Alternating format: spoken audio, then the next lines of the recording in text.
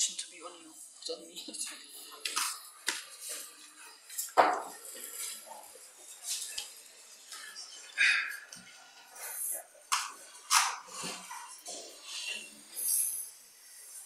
Tak dobrý večer, slyšíte mě všichni dobře? Dobrý večer. Ráda bych vás uvítala na dnešním křtu knihy Oksany Marafioty Žijí tam, kde jsou písně, jak ruská Romka dobyla Ameriku. Ráda bych tedy především přivítala autorku, která za námi přiletěla z Las Vegas. Oksana Marafiotová. A protože takovéhle příležitosti, kdy se nějaká kniha překládá do češtiny a víceméně ta iniciativa vychází z dola, by nemohly fungovat bez pomoci nejrůznějších organizací a podporovatelů, tak bych nejprve ráda předala slovo panu Douglasi Morrowovi z americké ambasády, protože to byla americká ambasáda, která v roce 2016 pozvala Oksanu Marafioty poprvé do České republiky. Tehdy my jsme se seznámili a to vlastně nakonec vedlo i k překladu té knihy a tento večer se také částečně koná díky podpoře americké ambasády. Takže Douglas Morrow.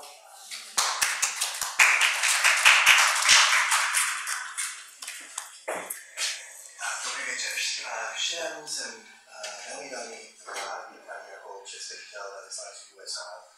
Jsem taky velmi rád, že jsme měli možnost podporovat tento velmi zajímavý projekt.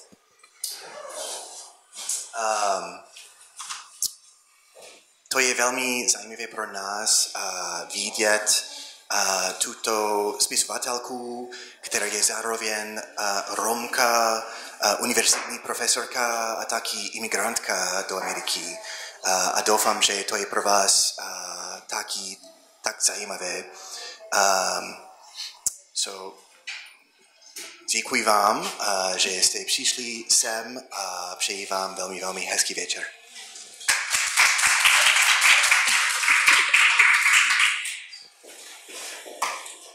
Děkujeme panu Douglasi Morrowovi z americké ambasády a já bych na úvod ještě potřebovala zmínit několik dalších formálních věcí, protože tu knihu tedy vydalo nakladatelství Triton letos v lednu.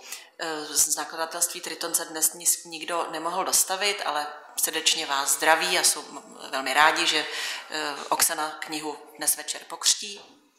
A dále bych i v jejich nepřítomnosti chtěla poděkovat Adéle Gálové a Ivetě Kennedy, které v tom roce 2016, kdy se poprvé objevila Oksana v Praze, nalezli vlastně Triton prostřednictvím jejího ředitele Stanislava Juhaňáka a řekněme jemně řečeno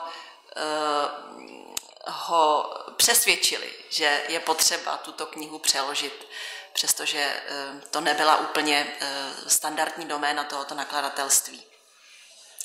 Takže děkuji Tritonu, děkuji Adéle Gálové a Ivetě Kennedy a už předám slovo přímo Oksaně. Ještě bych zmínila tedy, že kniha vyšla ve Spojených státech v roce 2012 a vyšla u nakladatelství Macmillan, respektive jeho, řekněme, dceřiné společnosti Farrar, Straus and Giroux. A teď už bych tedy poprosila Oksanu, aby se představila a aby vám prostřednictvím fotografií začala vyprávět svůj velice zajímavý a barvitý příběh. Thank you, everyone. Can everyone hear me? Yes, okay.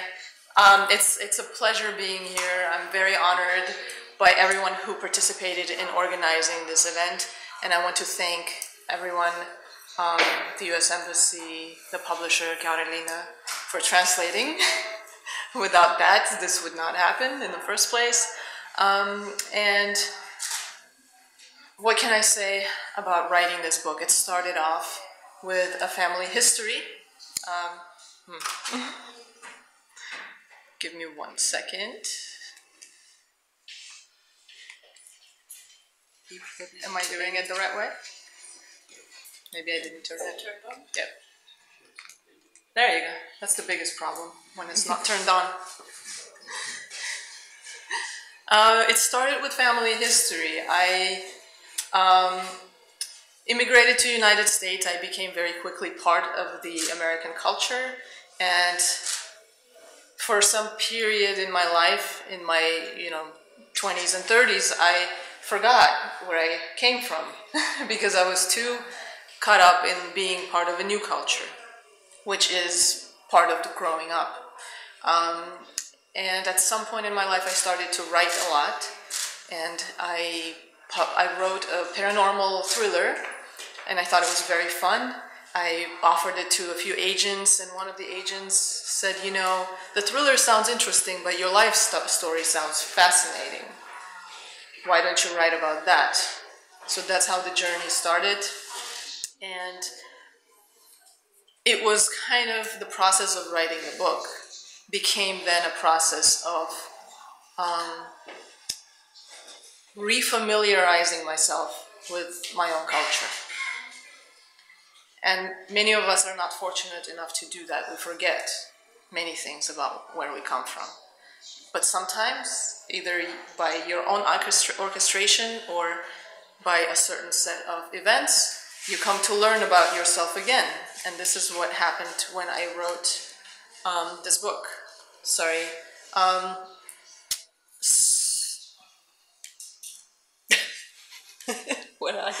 trying to find the clicker. So the previous... Sorry, promise it will get better. My grandmother and my grandfather, this was one of their first ensembles together, and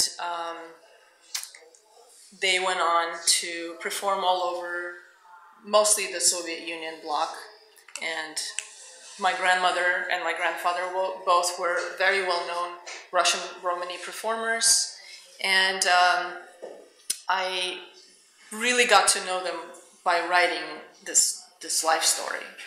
I only knew them in pictures, and then the pictures helped me to start interviewing family members because they were no longer around when I was writing the book. And through the pictures and these life stories, I got to know who they were. Some more pictures from just the group. It was a very large ensemble of performers.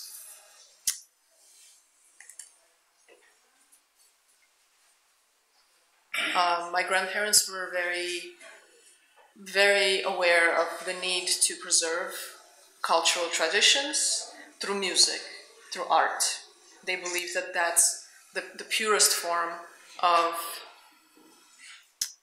the cultural identity, because that's the only thing that survives after we're gone, And so they were very, very involved in organizing these concerts so that people could find out more about the Romany culture, more about the artistry, the mastery of the music itself. And my grandparents, then my parents right there, were also part of the band, but they had different ideas. They wanted to be in America, they were much more progressive. And this is how the life story goes. That's me, very little me. And I just... You could explain about the cards you're holding? The cards I'm holding, so it was when I traveled with my grandparents and parents when they toured on their concerts. And many members of the group did some fortune telling on the side. My grandfather was completely against it. He believed that as an artist, you need to stay an artist. But some of the women, especially in the group, as we traveled through different cities, would sometimes do these cards, and so I would see that, and to me that was fascinating. So anytime I could sneak a deck, I would do that and pretend that I could do it just as well as they did. But more on this later, right? Mm-hmm. Okay. Is this the last photo? The next one is the link. So Oh, right, yeah. Right. Which is, so we'll just do this. So perhaps I'll ask you now, we will talk about it towards the end of our evening, but perhaps I could ask you whether this particular group of artists, your grandfather's ensemble, whether it is still around? So the group is no longer around in its original members. I mean, many of them have passed by now, but most of that side of my family, my father's Romani side of the family, have now made their own groups and bands, and they play all kinds of music from traditional to hip-hop, you know, younger generations. So they're still within the music field, but kind of branched off. Mm-hmm. So perhaps we could move to the main reason why we're here tonight, and that's to hear you read from your book. Okay. So I would like to ask you to read your first extract and perhaps explain a little bit. Introduce it a little.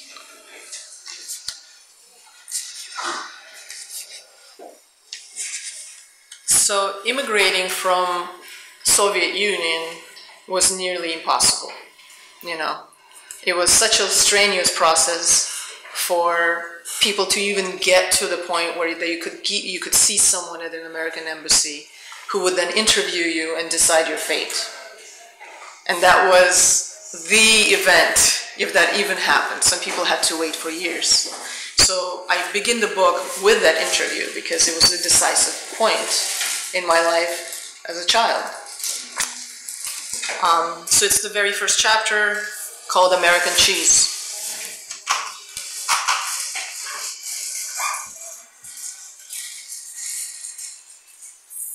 The woman on the other side of the desk scribbled in her files.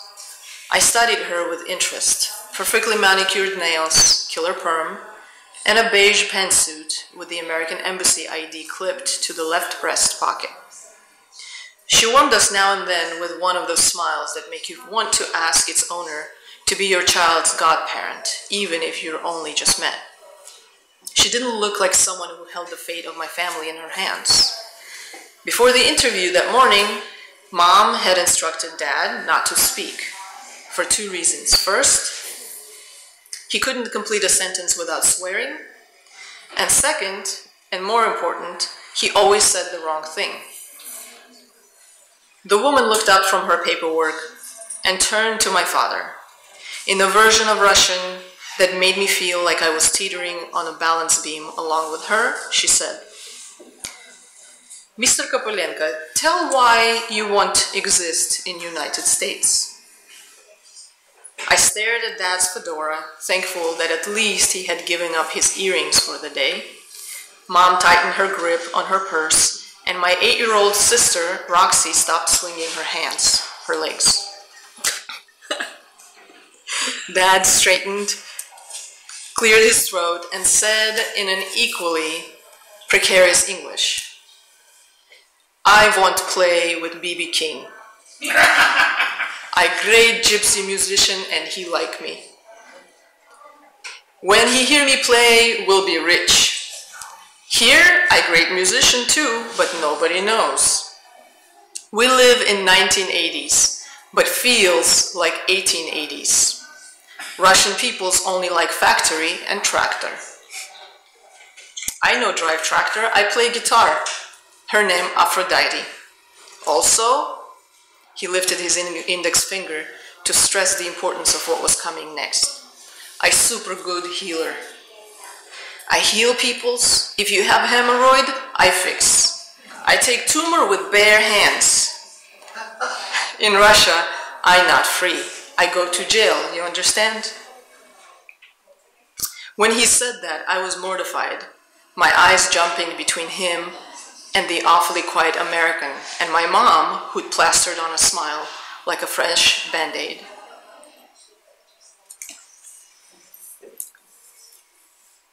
Is that the end? It's not the end. It's not the end. She's translating, it's not the end. Sorry. Okay. I think we decided to go a little further. We want our girls to have a better future, Mom said in Russian, after recouping from the awkward pause. Years of managing a Roma performing ensemble had taught my mother the schmooze side of business. She closed many impossible deals over black caviar and bottles of Armenian cognac. Instead, she couldn't bring items she couldn't bring to our interview, though not for lack of trying. That day, November 18, 1989, Mom had on a periwinkle wool dress, a fox fur coat. We had waited in line outside the embassy for 3 hours. A pair of Swedish-made boots and not a flicker of jewelry except for her wedding ring. She had made sure none of us looked too rich or too poor. It was important to appear like the average Soviet family. This was tricky since, as far as Americans knew, the USSR did not have a middle class and was not supposed to have an upper class, which we happened to belong to. This wasn't my mom's first trip to the embassy. Her brother, Arsen, who had moved with his family, including 2 of my favorite cousins, to Los Angeles 3 years before, sent us a visa that happened to be short and important form, his agreement to sponsor us when we first arrived in the States. The visit might as well have been a blank without it. But Mom didn't give up, even though it took her years of networking, bribing, and entertaining in the classiest restaurants to finally get our file going. This last family interview was the key, quite literally, to freedom. Thankfully, Dad kept quiet, and the American asked only Mom questions from that point on. Soon the 2 women were swapping locations of the best butcher shops in town. It still felt then as if we were bargaining like prisoners caught between an unfair sentence and a pardon. But I could hear that freedom. In my ears, bells were ringing, that huge music they belched out from the towers of St. Basil's Cathedral in Red Square. The woman flipped the pages of her file and addressed my mother in measured Russian. I have read here that you drink. She lifted an arm to her lips and curled her fingers around an imaginary bottle, and the needle scratched across my soundtrack exactly the way you hear it in movies. The 4 of us halted like toys unwound. Mom drank often. This was after Dad had nearly died of alcohol poisoning and renounced booze as the religion of choice, and before Mom started drinking every day. But what if Americans didn't drink? Ever? I hadn't considered that possibility. With a look of complete mortification, the woman said, "Oh goodness, sometimes my pronunciation is really bad. You sing, right? You're a singer?" All the Kapolenkas in the room showed signs of life for the first time in at least 15 seconds. "Yes, we do, I do." Mom laughed and we joined in somewhat maniacally, as I recall. In Russian, drink and sing are a letter apart. At the end of the hour, the American finally stamped our papers. She blushed while my parents took turns hugging her, all 3 talking as if they were going to be neighbors once we moved. Even when we walked out of the office, I couldn't breathe, too afraid she would change her mind and rush out to take back the good news. Now we're done.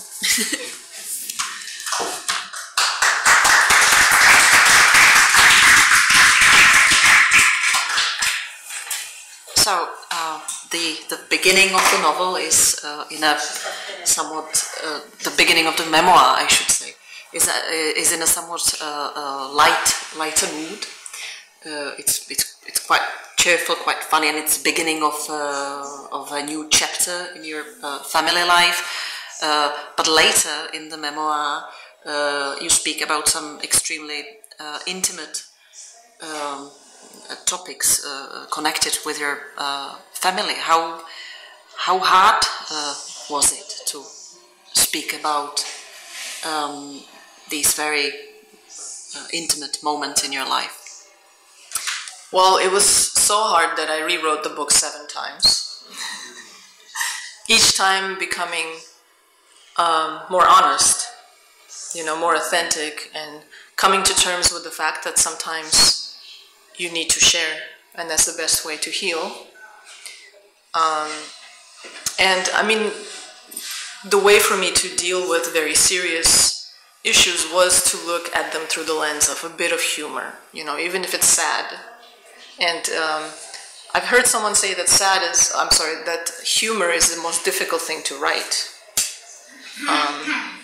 And it's true, because it's kind of a lens into our internal structure like nothing else, you know? And that made it a little easier, because then I could see some irony in some things that were happening, you know, and it didn't seem, most importantly, that I was writing something because I wanted for people to feel sorry for me, or to pay back my family for doing something, you know. It became really about sharing a story with readers, and hopefully finding something they can relate to. Did you actually ask your family members' permission to write about them? Or did you discuss this with them? Absolutely, because at first I didn't want to write the book. Just because it's about yourself, you know? I mean, it's scary that you write something and then anybody can pick it up and read about your deepest secrets. And I definitely didn't want to do that to them, you know, to write a story that belonged to them in many ways without consulting with them first. Surprisingly, though, they were very optimistic about it. Everyone, my dad, my mom, my cousins, and maybe that's partially because we're an artistic family, and they thought it was, wow, you know, there's going to be a book with our life story, and of course you have to do it. So they actually talked me into it. My mom and my dad talked me into writing this book when I was very cautious about it at first. And did their attitudes perhaps, or did some of their attitudes perhaps change after the book had been published? Well, it's changed in a way that they perceived me in a different way. I became, you know, in traditional families, sometimes you'll have a person who becomes kind of a person people look up to. Oh, look, this person, you know, acquired this, or they got a degree, so I became that person. Oh, Oksana, you know, she's a famous writer. Of course not, but writer, yes. My mom has not read the book. She hasn't? No. She says she's too scared. She's too scared. But she likes the attention, because most of my friends who have read the book want to meet her. So when I bring him to my house, it's funny, because I'll bring him to my house because we're friends, and they say, oh, that's your mom, you know, hello, you know, they have this reverence. And my dad was just very happy that I did something artistically. So their attitudes didn't change very much. It's a very surprising family, so. Okay, so perhaps we could move on to the next extract, which is from the chapter called At the Deli. And again, I think you'll have to explain a little before you start reading. Okay. So, when my parents moved to America, they almost immediately divorced. And I didn't know that they were not even together when they were coming here. And within months, my father brought in his mistress from Russia, and she was full-blood Romani, and she did a lot of fortune telling, and she immediately started doing that as her work in Hollywood. And she had this client who came to her with a grievance against a cheating husband, and she asked my stepmother to do some kind of a spell to make him come back. And my stepmother said that in order to do that spell, we need to get a hair from this woman, right? Does that sound familiar? And I was the one sent to get the hair. Now, I'm a teenager who doesn't want anything to do with any of this. So this is what this particular excerpt is about. This mistress, by the way, this woman that I needed to get the hair from, worked at a deli as a salesperson.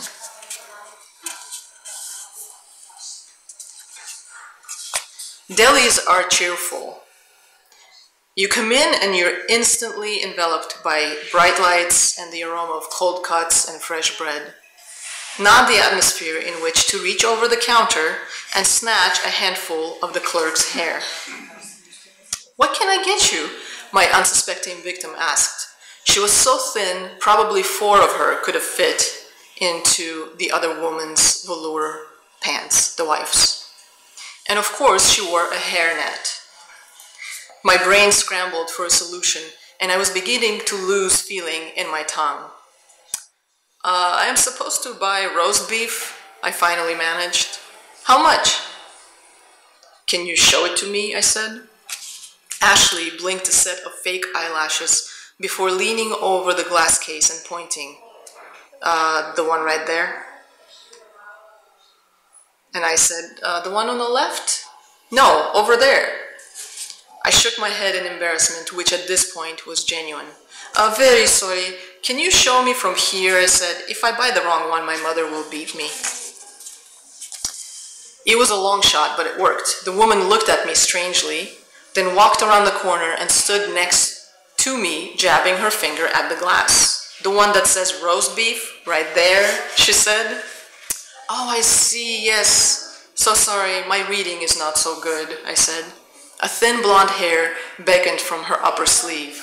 I played my creepy foreigner without a sense of personal space card and gave her arm a grateful squeeze. "You're a good deli person," I said, and came away with my prize, closing my hand around it. Ashley eyeballed me while she cut the roast beef and wrapped it. I left the deli memorizing the location to make sure I would never shop there again. I jumped into the back seat of my stepmother's car. The interior was a nebula of smoke, and I coughed, rolling down the window. "How did it go?" my stepmother said. I handed her the hair along with the roast beef, a little disgusted and ashamed at the same time. "Did she see you?" She dropped the hair into a sandwich bag and handed it to the wife, who rolled it up carefully. "Well, yes, she saw me. I was buying roast beef," I said. "Did she see you take the hair?" "No, at least I don't think so." "Good girl," she said, and started the car.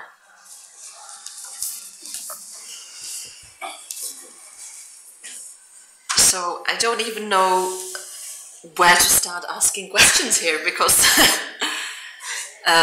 how do you reconcile your the life of your parents and grandparents, this very traditional and very superstitious life, with this new life in America, when you were all you really wanted at the time was to become as American can be? Well, are you asking me about my perspective from now, or how I felt about it? How you felt at the time, yeah.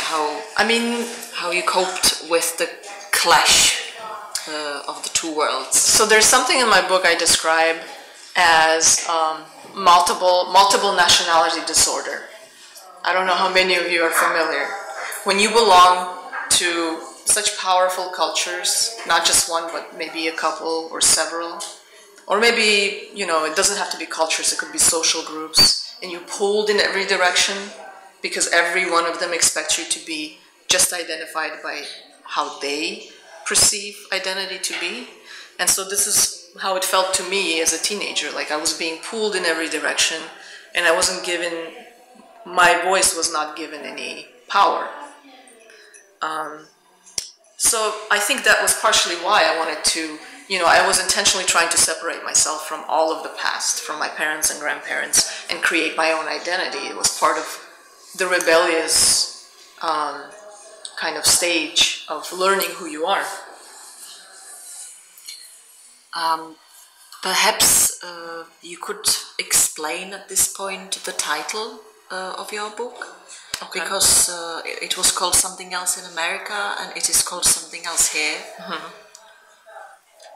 So my original title, the one that I proposed, was Stay Where There Are Songs, because I heard some of the women use it as a saying, you know, a proverb of some sort within my grandfather's ensemble. And the saying meant, you know, remember your roots. That's all it meant.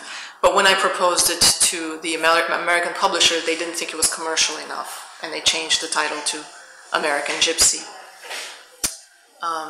And so I'm glad that the original has now been used, because it's an integral part of the message of the entire book. It was actually suggested, a translation of the American title was suggested to me as the title for the Czech market as well. And I fought long and hard to try and change the publisher's mind, and in the end we managed. But that's because the translation of the word gypsy, Cikan, in a European context is extremely offensive. Right. It's an insult. I mean, it varies sometimes in different contexts, but generally it is definitely an insult. Is gypsy so strong in America, or what does gypsy connotate in the US? I mean, it does have strong connotations, but they're slightly different because of prevalence of Hollywood films. I remember the first time I told someone about that part of my identity, and they looked at me and they just said, "Wow, really? That's amazing. You're a gypsy? You're free-spirited? You know, you don't care about anything. You're artistic. You can tell fortunes." And they just spouted one stereotype after another. That was my first introduction to the American's perspective of a gypsy, and in a way it was refreshing, because this was, you know, a teenager my age in high school, but they were accepting. They stood there telling me how wonderful this word is, but obviously it carries negative connotations in the American culture too, but they're just not as volatile, you know, not as strong as they are in many other parts of the country or other parts of the world. Mm-hmm. So I guess now it's time to read another and the last extract from your book. And again, I'll leave the floor to you to explain it a little. We're not too tired? No. All right, so I'm going to read the very last page, one before last, and it kind of encompasses the meaning, I guess, of the reason why I wrote the book.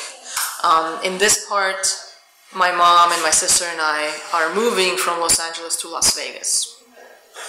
My mom decided she didn't want to be an immigrant forever, and she felt if she stayed in Los Angeles, she would be an immigrant forever, because in Los Angeles, groups kind of stay within the same communities, and a lot of people don't speak English for years because they don't really need to.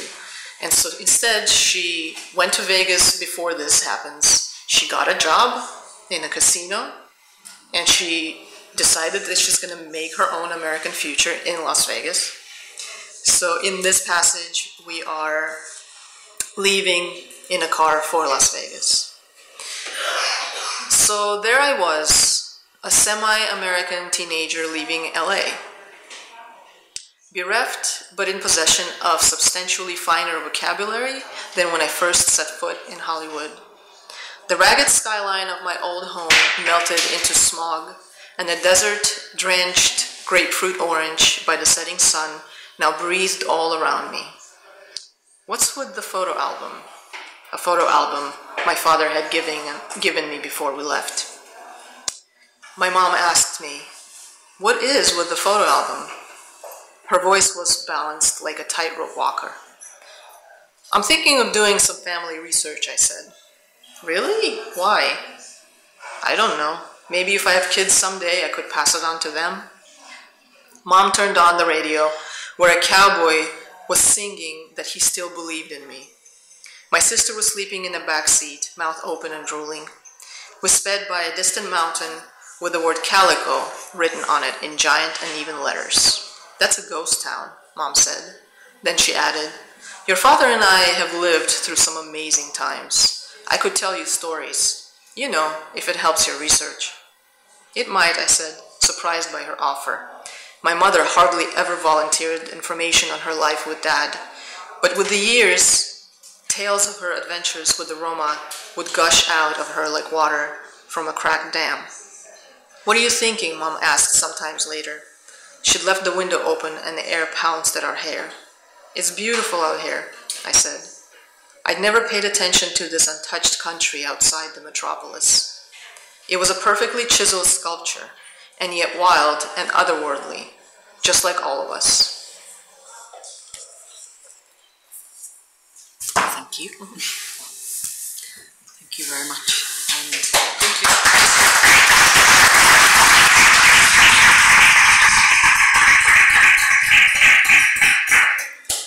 I have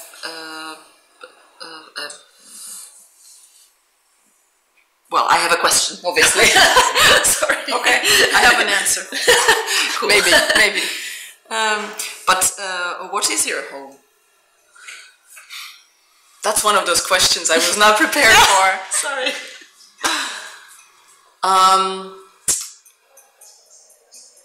A few years ago, I found this PhD dissertation online because sometimes I Google my name.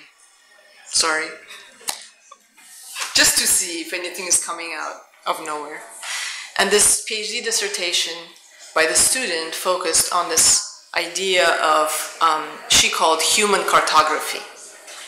And she claimed, along with a few other researchers, that a person's home is contained, the map is contained within them.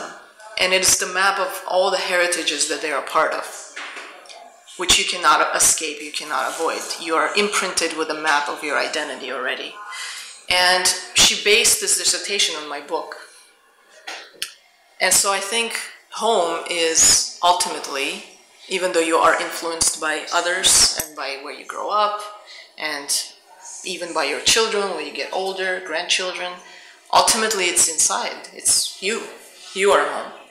This is the only thing that we will ever know, right? The only experience that we have with life comes through the perception that we have of it, you know? And so I think ultimately in the book, that's really what I found out, even though it took me writing the book to realize that that's what I learned as a teenager, that home is contained within you. Which, if we think about it in that way, then means that we don't have to go look for it anywhere. Because it was the way you spoke of the desert so lovingly. Yeah. In this concluding part of the book, it sounds as if you really love Las Vegas and Nevada. I do. I actually do. And we talked about this a little bit before. You know, when I say Las Vegas, didn't you have images pop, stereotypical images of Las Vegas, gambling capital of the world, you know, a lot of perversion, people drinking all the time. But living there, I see Las Vegas as a native. I've been there for so long, and there's so many beautiful things about the city, and most people don't even give it a chance. And it's just ironic that I come from this culture that experiences this life in the same way. You know, you're not given a chance to show that you can be a real human. You are bombarded with a stereotype quite often before somebody gets to know you. And it's the same thing with Las Vegas. People make assumptions about it before they figure out a little bit more about it. So I'm always, when I go tour on book tours, or when I go teach in other universities, or what have you, now I find myself defending not only my cultures, but also the city I live in. So I'm becoming very good at it, I have to say. So perhaps I think you wanted to show us a video? Yes, so this video is of, in my book, one of my best friends is my cousin. She was about my age, and she is in Paris now, but she is one of the family members who continued on the tradition that my grandfather started. So I just wanted to show you a little clip of one of her recordings. She is the singer.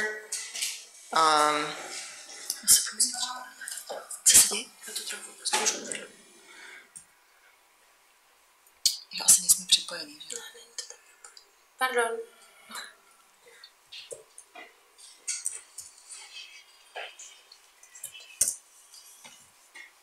I think you can probably continue talking.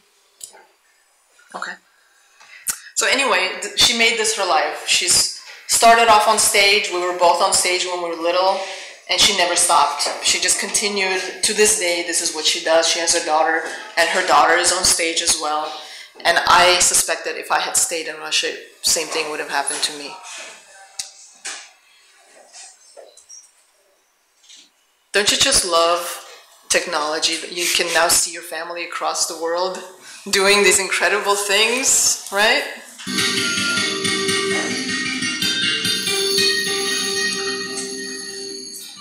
Sorry for the timer.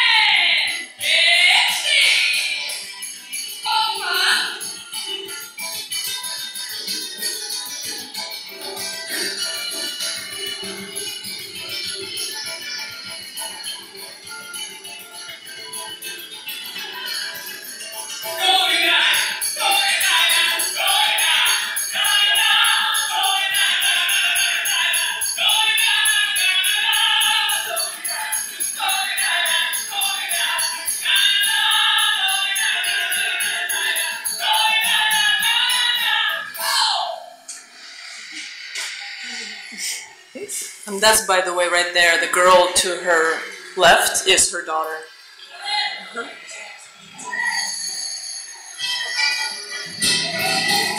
So this is Jeanne. This is Jeanne.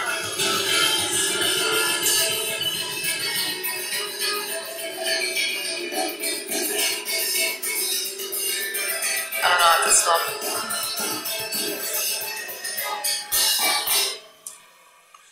All right. I guess we should probably say that your grandfather's ensemble was called Kopilenko, using his last name, and that there's a long and rich tradition of Russian Romany ensembles of song and dance, basically theatre Romain probably being the most famous of them. Theatre Romain, yeah. Well, Russian tradition was very much, if you listen to Russian folk music, it's very closely connected to Romany folk music, because there was the integration was much smoother, the assimilation between the two cultures. So it's very difficult to tell what's pure Russian music nowadays when you're thinking traditional music, because most of it, in fact, is a mixture. I think they're probably facing a similar problem in Hungary, for example. Really? Yeah. The two influences or the two cultures have merged to such an extent it's now difficult to decide what is Roman and what is Hungarian folk music. But it's really the case with every music around the world. All music is integration of other music that came before it.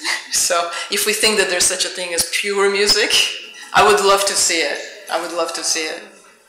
Well, I think we can now turn the word to our audience, and I will kick off the question and answers part by asking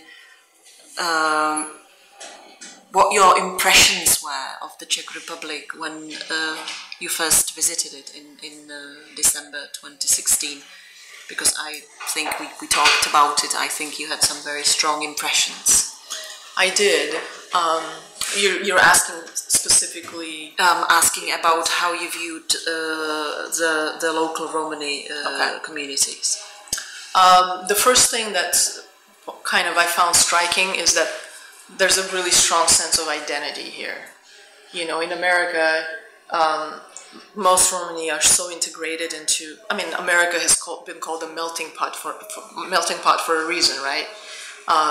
And it's very difficult to tell sometimes if somebody is Romani because they really are not acting or not keeping with the community or history. And that was the first thing I noticed here is that there is a strong sense of communal identity too. You know, there's a group here, strong presence. It was very refreshing to see that, you know. It reminded me of my childhood. Well, perhaps we could now let the audience ask questions. Okay. Perhaps if I may just comment what you just said there, because I'm ethnomusicologist specialized in Romani music, and I organize every summer together with the Romani music festival Camoro. I organize also the international summer school about Romani music, and a couple of times we did it also with the students of the University of Pittsburgh together. So they came here, and what was surprising to them, they always asked, and how do you recognize gypsies here? This is what you are just saying. But it seems to me that perhaps the explanation could be seen also from the other side, that we make this distinction. Because we say, you are not us, you are Roma. And on the other hand, I suppose simply the American students didn't understand what's the problem. Everyone is somebody of some ethnic origin. Exactly, right. Yeah. It's common sense. Yeah, this common sense that everyone is melted somehow. And here we don't have this feeling of melted nation. Right. So perhaps you can see it as advantage, as culture identity. That's obviously subjective, yeah. Yeah, we can see it as really xenophobia or racism simply. Absolutely. I mean, there's a point where you need to, like you said, everyone is a mix of something, right? And we give these identifiers to groups and ourselves for different reasons. Anthropologically, people can use anthropological arguments to do this, but in the end of the day, everyone is part of something else, right? Yeah, but the borders are in our head. Absolutely. I completely agree with that. But I think that the younger generations are going in the right direction. I teach at a university, so I'm always surrounded by, young adults caught in their angst of, what is this life all about? But I see a change in how younger people think about the world. And there's definitely a change in how they perceive connections with other people. So in a way, we're becoming borderless. And some people will say that it's not a good thing, but maybe in some ways it's progress. Thank you so much. So interesting. I'm American, but I'm also Czech. And so as an American, I'm curious whether you have retained in America connections to the Russian community or to the Gypsy community, whether you're trying not to assimilate in some way, and whether you've gone back to Russia or kept that sense of identity separate. And then as a Czech, I'm curious what would you do in terms of the discrimination against the Roma? What are some ways in which the Roma communities would like us to change it? Thank you. There were 3 questions there, so if I forget, they'll remind me, okay? So the first question was about...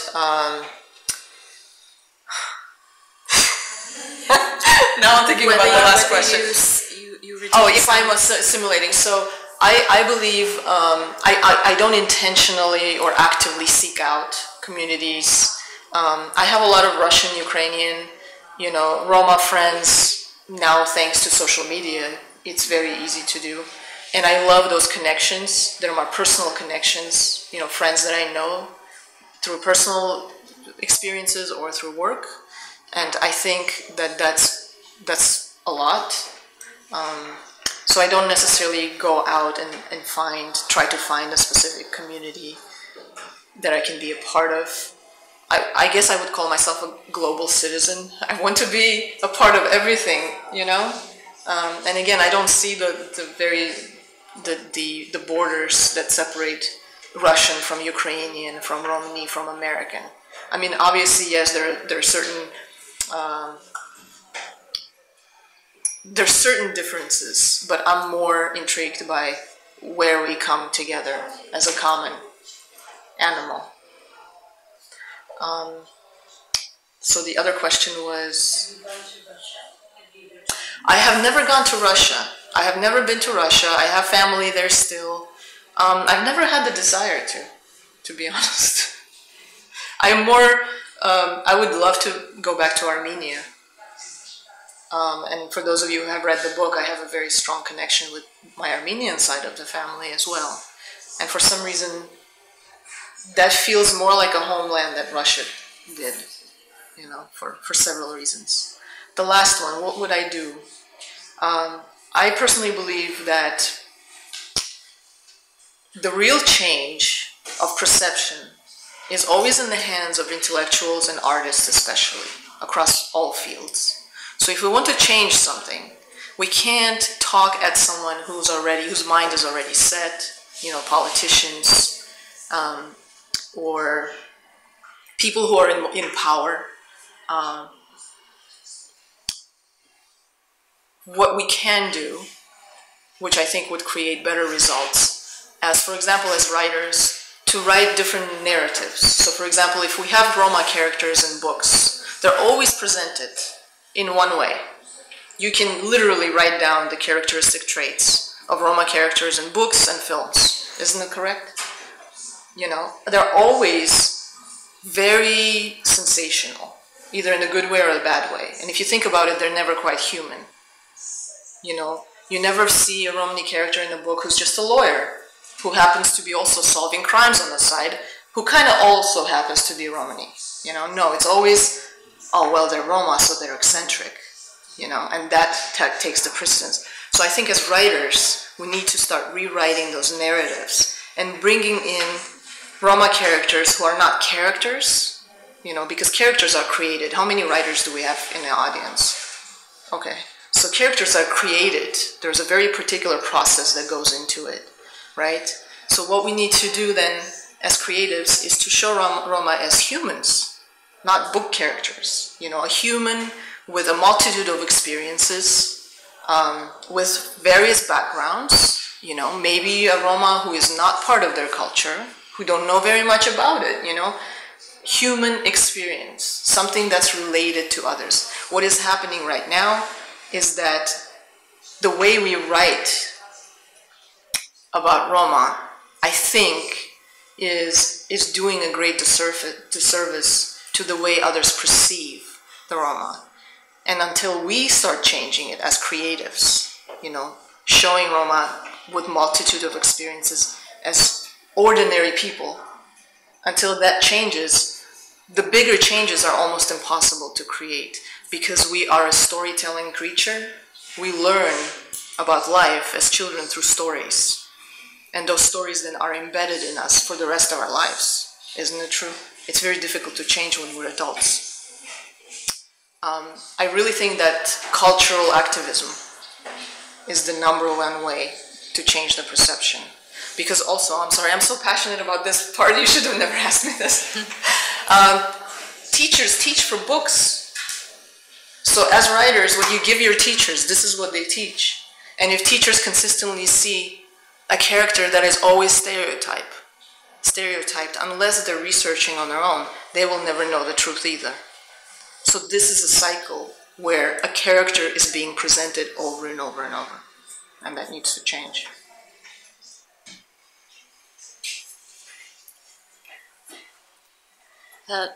Dobrý večer, já bych chtěla předeslat... Wait, sorry. I'm sorry. Já bych chtěla předeslat, že jsem knihu četla. Přečetla jsem ji během jednoho dne, protože mě to totálně strhlo. Myslím, že jak jste říkala o tom, že jste to psala tak, aby se právě čtenář identifikoval, tak to se vám určitě podařilo, protože sama jsem zažila třeba rozvod rodičů z prvky takových těch divočejších hádek a přesně jsem věděla tu introspekci, jak jste popisovala ty pocity sebe jako dítěte, o čem to je. A třeba i to, jak popisujete setkání s duchem mrtvého, tak to jsem taky zažila. Takže zase prostě jsem si jenom potvrdila, že to nemáte absolutně vymyšlené, že je to všechno prostě upřímné a proto je to strašně strhující.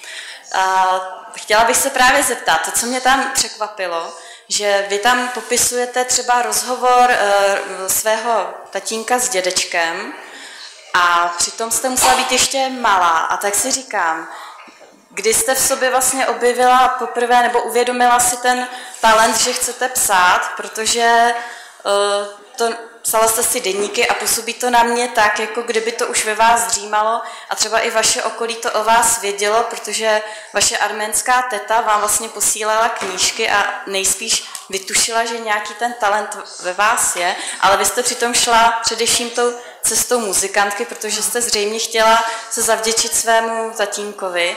Tak to je moje první otázka, kdy jste vlastně si uvědomila, že chcete být spisovatelkou.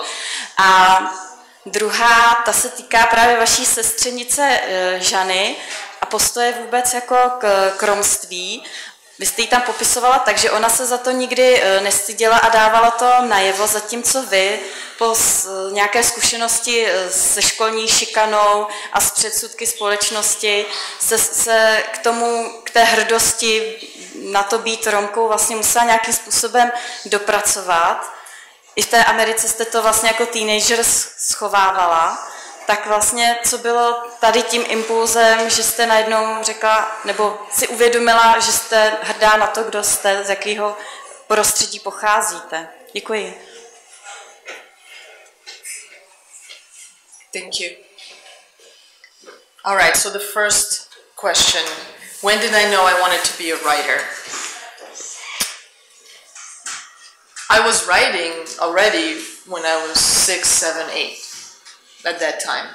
Whenever the first Freddy Krueger movie came out.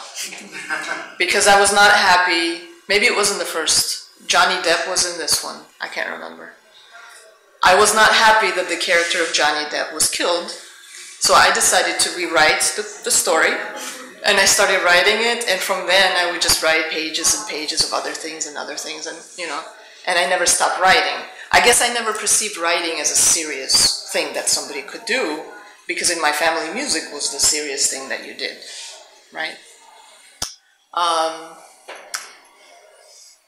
So as to the second question, which you need me to remind me, I'm terrible with keeping track of.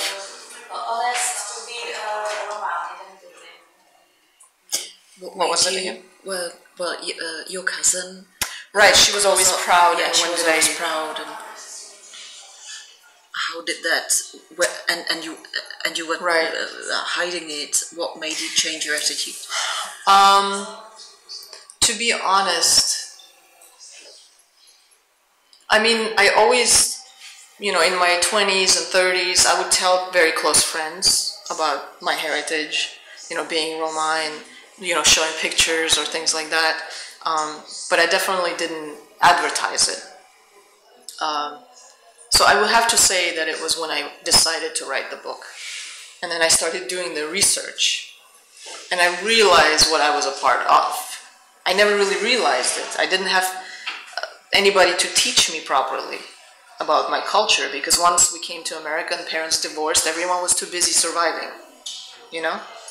So it was the self-discovery, the culture discovery through writing the book that then brought me to this place where I became more proud of it. And, you know, once you write it and it's your life story, then there's no going back. So you either choose to do it or you don't. And you have to think hard if you choose to have, you know, all of that out for anyone to see, for anyone to find out. And it was more important for me that I identified with my heritage. So it was quite late in life, we should say. Máme ještě nějaké otázky? I have to keep better track of questions. I was curious because you talked about going all out to try to become this American, and then through the process of writing this, sort of reintegrating your cultural identity as a Roma person, and you have a strong rejection of the sort of stereotypical elements of that identity. What is it, in that process of reintegration, what is it that you found in the Roma part of yourself that you were able to bring back into your own identity? I mean, I think the answer to that would be quite subjective for every person within a particular, you know, heritage. Yeah, you personally. For me, it was definitely the art aspect of it, the culture. It was the sense, again, from researching the book and interviewing people about my grandparents and parents. What came to the surface every time, a recurring theme, was a theme of owning yourself. You know, you are who you are, and you do with it what you need to do. So being proud of who you are, and maybe not just culturally, but in many aspects, you know. So I realized that I was a quiet, strong person, and maybe that had something to do with my roots, because it seemed like an ongoing theme, you know, amongst these family members who had to struggle through things that I could never imagine, absolutely could not imagine, you know. So that's strength. And just the fact, I mean, because of this book, I started studying a lot of nomadic cultures and diaspora across the world, and I realized that just just the fact that there's a group of people who have left their homeland, centuries and centuries ago, but have retained all of these parts, parts of the identity, that's incredible. I mean, we lose, one country gets swallowed by another one, and within 200 years, all of their cultural identity is gone, right? That happens all the time through history, and yet Roma have been able to, the culture has survived through centuries. And so that to me is fascinating, that somehow you become so, you become so brave in who you are that it doesn't scare you, You will never lose it. Nothing scares you when it comes to who you are, and nobody can take that away. So, definitely that. Já jsem nečetla vaši knížku, takže se omlouvám. Zatím teda. A zajímalo by mě, co jste vystudovala v Americe, jakou školu, jestli jste studovala po střední škole nějakou vysokou školu. A potom, jak jste vlastně mluvili doma. Jo, jestli jste mluvili rusky, arménsky, mě tady překvapilo, že zpívají rusky, jako, romskou sice teda jako muziku, ale jo, takže to by mě docela zajímalo. Ne? Okay, so the languages in the household, because my father did not speak Armenian, my mom did not speak Romanesque, so Russian was the common language. And I learned both Armenian and Romanesque when I was still young. However, after my parents divorced, there was no longer Romanesque spoken at all. So now I can speak Russian and Armenian, a little bit of English. As to studying, I went into college or university studying music, so I'm a classically trained pianist. And then at some point I ended up changing to cinematography, and I finished my degree in cinematography and worked in film in Hollywood for a little bit. And after the book came out, I decided to go and get a master's. I was 38, and I received my master's in creative writing. Even though my editor was saying, why do you need a master's? You already wrote a book. But I felt like I'm a student. I'm one of those people who can go to school forever and, just enjoy the process.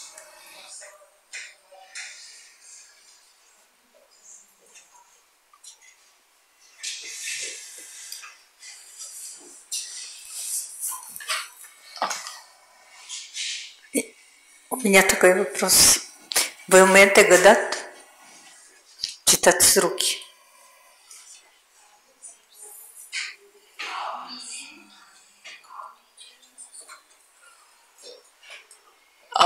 I have never been trained in it, so no, I cannot do palm reading.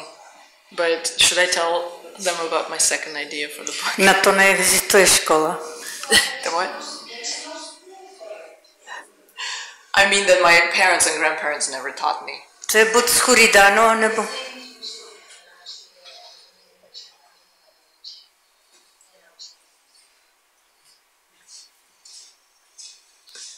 She looks disappointed, but let me tell you this.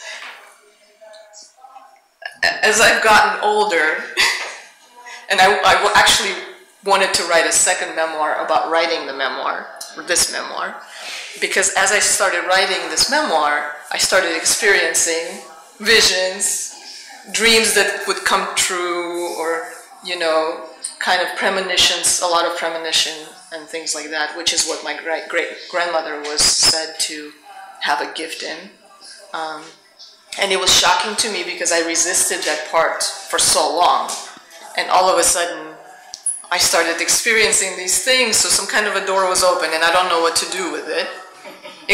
Except for then, when I have some conversations with my friends, and I'll say, oh, this will happen, and it very accurately happens, they're shocked too, and they say, how are you able to, you must have some kind of a gift. So I'm still working on finding how that all works.